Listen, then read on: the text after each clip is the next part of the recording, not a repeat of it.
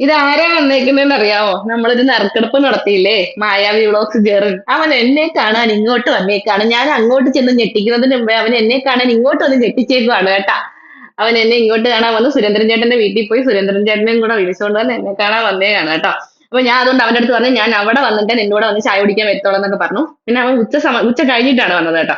അതുകൊണ്ട് ചോറ് കഴിച്ചിട്ടാ വന്നേന്ന് പറഞ്ഞത് കൊണ്ട് പിന്നെ ഞാൻ അവർക്ക് കഴിക്കാൻ കപ്പ പുഴുങ്ങിയതും നല്ല ചാള മുളകിട്ട് പറ്റിച്ചത്.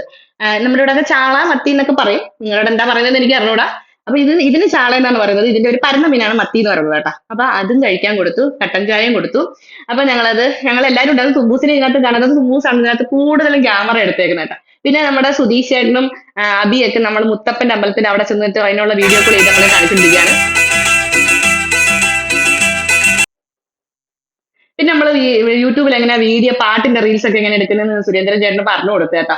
അപ്പൊ അത് ഇങ്ങനെ കാണിച്ചൊക്കെ കൊടുക്കുന്ന രംഗമാണ് നിങ്ങൾ ഈ കണ്ടുകൊണ്ടിരിക്കുന്നത്.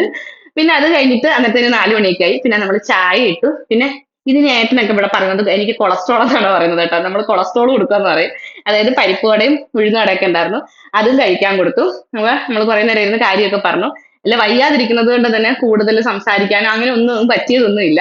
എന്തായാലും അവൻ വന്നതിനകത്ത് എനിക്ക് ഒരുപാട് സന്തോഷം. സുരേന്ദ്രൻ ചേട്ടനെ വിളിച്ചുകൊണ്ട് വന്നതാണ്. പിന്നെ അവര് കാര്യമൊക്കെ കുറച്ച് നേരം ഇരുന്ന് പറഞ്ഞു. വൈകുന്നേരം ആയപ്പോ അവന് ട്രെയിനിന് സമയമായിരുന്നു കേട്ടോ. അന്നേരം പിന്നെ പോവാനായിട്ടൊക്കെ ഇറങ്ങി.